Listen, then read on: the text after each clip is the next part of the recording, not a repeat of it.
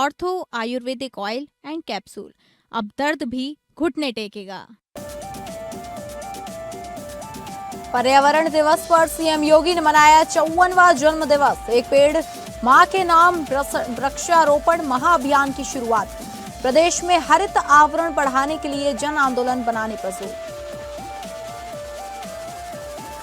गाजीपुर में एनकाउंटर के बाद भड़का बवाल। आरपी कमलेश बिंद का शव लाते ही गांव बना रण क्षेत्र। पुलिस पर ग्रामीणों का पथराव। सीओ सिटी समेत 5 पुलिसकर्मी घायल। लखनऊ में दुष्कर्म के आरोपी से पुलिस की मुठभेड़। निगोहा पुलिस और सर्विलांस टीम की संयुक्त कार्रवाई। दुष्कर्म का आरोपी उपदेश लोधी उर्फ गहना गिरफ्तार।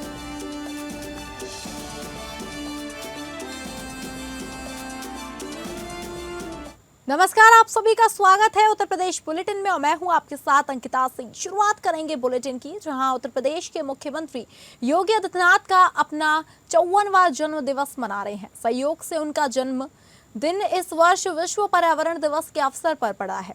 इस खास मौके पर मुख्यमंत्री योगी ने प्रदेशवासियों को पर्यावरण संरक्षण का संदेश देते हुए एक पेड़ मां के नाम महाअभियान के अंतर्गत प्रदेश व्यापी वृक्षारोपण अभियान का शुभारंभ करने का ऐलान किया है।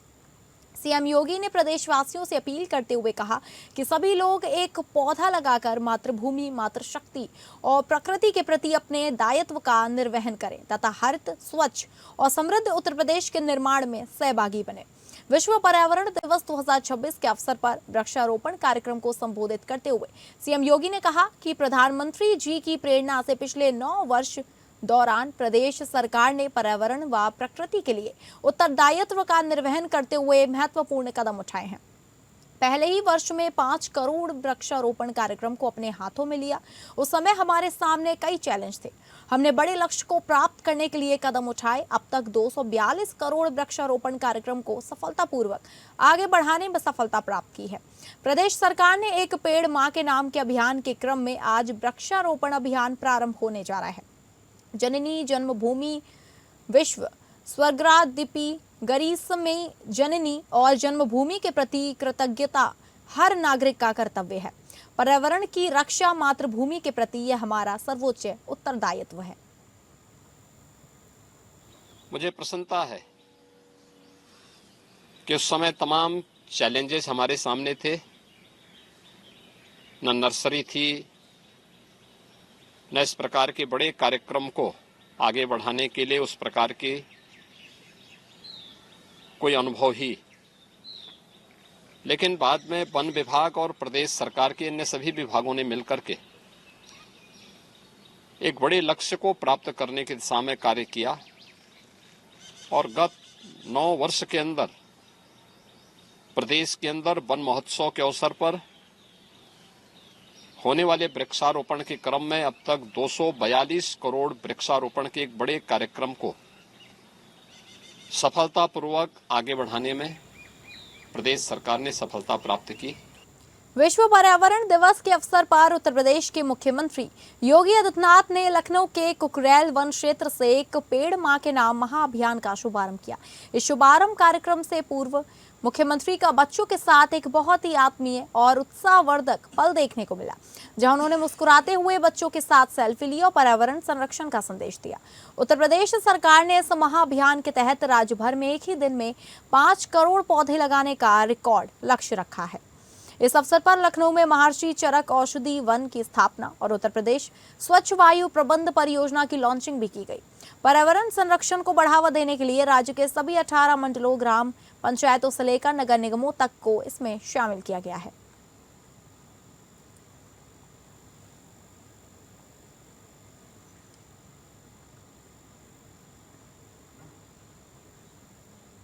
सीएम योगी ने अपने जन्मदिन और पर्यावरण दिवस पर लखनऊ में औषधि वन की स्थापना की। कुकरेल रेंज में स्थापित किए गए महर्षि चरक औषधि वन में नीम, अर्जुन, अशोक, जामुन समेत 2 दर्जन से ज्यादा तरह के औषधीय पौधे लगाए गए। इनकी संख्या 200 से ज्यादा है। पर्यावरण दिवस पर यूपी में 5 करोड़ पौधे लगाए जाएंगे। सीएम योगी ने 5 कालिदास मार्ग पर एक पौधा रोप पर इस अभियान की शुरुआत की है। इस दौरान इसके बाद कुकरेल पहुंचे, वहां अपने साथ औषधि वन की स्थापना करने वाले स्कूली बच्चों को मिठाई बांटी। राज्य सरकार ने एक ही दिन में 5 करोड़ पौधे लगाने के लिए सभी विभागों और 18 मंडलों को जिम्मेदारी सौंपी है। अभियान की शुरुआत मुख्यमंत्री योगी ने 200 से अधिक स्कूली बच्चों के साथ लखनऊ के कुकरेल जंगल से की है।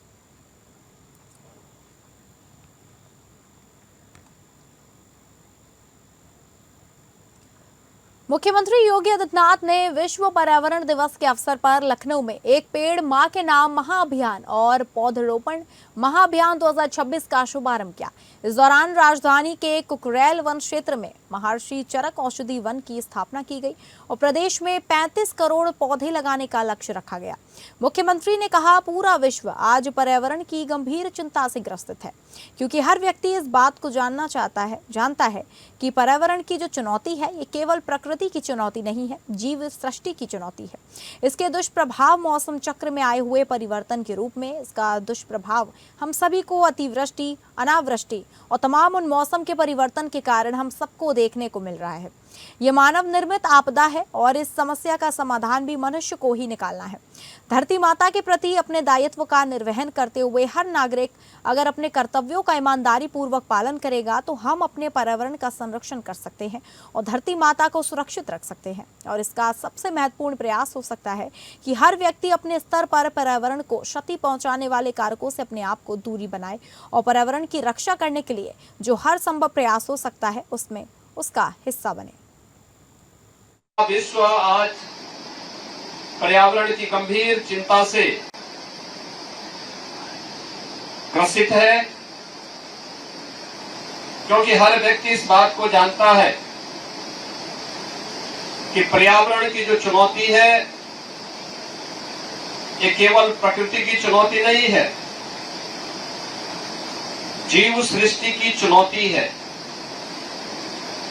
इसके दुष्प्रभाव मौसम चक्र में आए हुए परिवर्तन के रूप में, इसका दुष्प्रभाव हम सभी को अतिवृष्टि, अनावृष्टि और तमाम उन मौसम के परिवर्तन के कारण हम सबको देखने को मिल रहा है। ये मानव निर्मित आपदा है और इस समस्या का समाधान भी मनुष्य को ही निकालना है।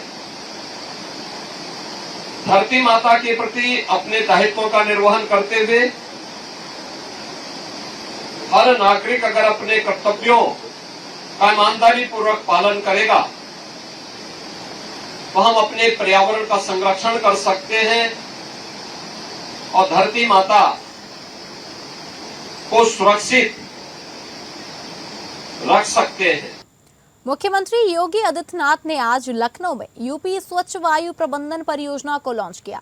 वृक्षारोपण महाअभियान 2026 के लोगों का अनावरण करते हुए सीएम योगी ने कहा, आज का दिन हम सब के लिए महत्वपूर्ण है, क्योंकि हम सब इससे परिचित हैं कि जल है तो कल है, वन है तो जीवन है। एक दूसरे के साथ कैसे जीवन चक्र जुड़ा है, लेकिन उनकी हमने सर्वाधिक उपेक्षा भी की है। उस उपेक्षा की कीमत आज विश्व मानवता चुका रही है। जिनकी उम्र आज 40-50 उम्र की है, उसने तो अपने छोटे जीवन कालखंड में पर्यावरण के साथ हुए खिलवाड़ की कीमत को और मौसम चक्र को बदलते हुए देखा है। आज से 25 साल पहले के मौसम और आज के मौसम में लगभग 1 से 1.5 महीने का अंतर आ गया है। भारत की ऋषि परंपरा में हम सब इस बात को जानते हैं कि हम सब इस धरती माता का पुत्र कहते रहते हैं। आज का दिन हम सब के लिए बहुत महत्वपूर्ण है और महत्वपूर्ण इसलिए है क्योंकि एक सामान्य बोलचाल की भाषा में भी हम सब इस बारे में परिचित हैं, इन चीजों को अभ्यास करते हैं कि जल है तो कल है, वन है तो जीवन है। यानी एक दूसरे के साथ कैसे जीवन चक्र जुड़ा हुआ है, लेकिन उनकी हमने सर्वाधिक उपेक्षा भी की है और उस उपेक्षा की कीमत आज विश्व मानवता चुका रही है। हम में से हर व्यक्ति इस बात को महसूस करता है, जिसकी उम्र 40, 45 या 50 वर्ष की है, उसने अपने छोटे से जीवन के इस कालखंड में पर्यावरण के साथ हुए खिलवाड़ की कीमत को किस रूप में हम चुका रहे हैं, उसने मौसम चक्र को बदलते हुए देखा होगा। यूपी के सीएम योगी आदित्यनाथ का 54वां जन्म दिवस कौशाम्बी में बड़ी धूमधाम से मनाया गया। जिला पंचायत अध्यक्ष कल्पना सोनकर के नेतृत्व में जिला पंचायत कार्यालय परिसर में भव्य कार्यक्रम आयोजित किया गया। इस दौरान मुख्यमंत्री के दीर्घायु और स्वस्थ जीवन की कामना करते हुए केक काटा गया तथा मिठाइयां बांटी गई और वृक्षारोपण किया गया। कार्यक्रम में राज्य महिला आयोग की सदस्य प्रतिभा कुशवाहा, बड़ी संख्या में भाजपा कार्यकर्ता, पदाधिकारी और समर्थक मौजूद रहे।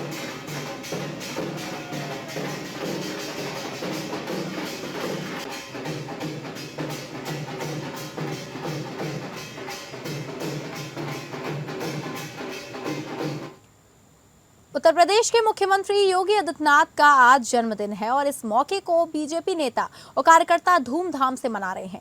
मुख्यमंत्री के दीर्घायु होने और अच्छी सेहत के लिए जगह जगह पूजा पाठ हो रहा है।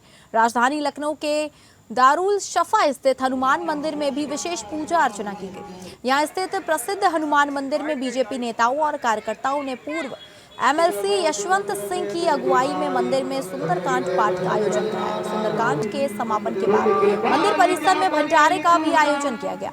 सीएम योगी के जन्मदिन पर अखिल भारतीय भोजपुरी समाज के अध्यक्ष प्रभुनाथ राय की ओर से भी विशेष कार्यक्रम आयोजित किया गया। आयोजन हजरतगंज स्थित दक्षिण मुखी श्री हनुमान मंदिर में किया जाएगा। यहाँ श्रद्धालुओं की मिठाई, फल और पौधा वितरित किया गया।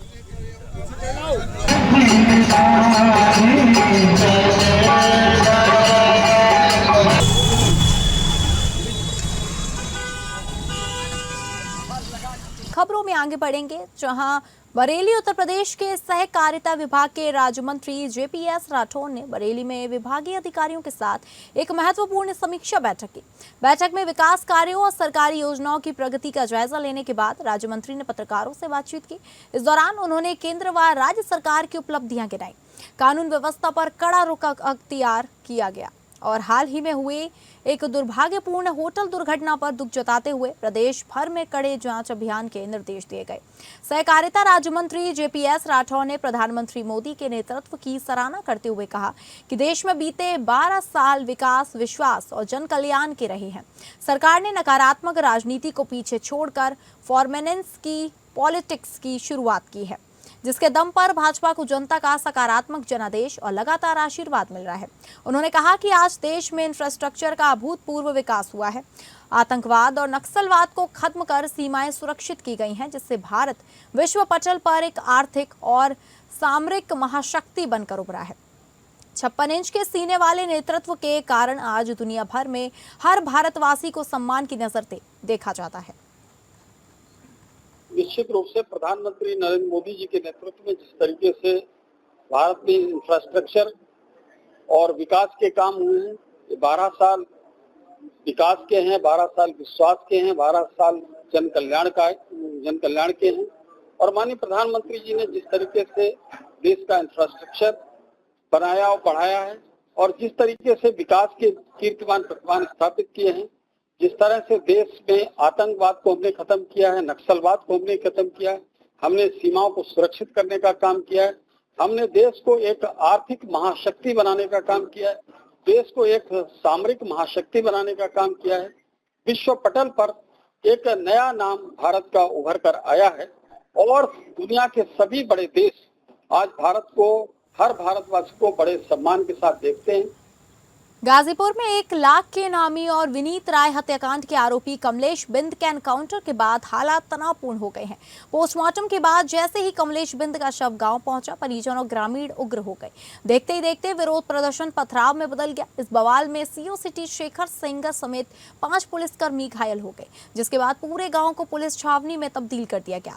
दरअसल गाजीपुर के गौसाबाद गाँव में गुरुवार देर शाम उस समय अफरा तफरी मच गई जब एनकाउंटर में मारे गए 1 लाख के इनामी बदमाश कमलेश बिंद का शव गांव पहुंचा। शव देखते ही परिजन, महिलाएं और ग्रामीण भड़क उठे और पुलिस के खिलाफ जमकर नारेबाजी शुरू कर दी।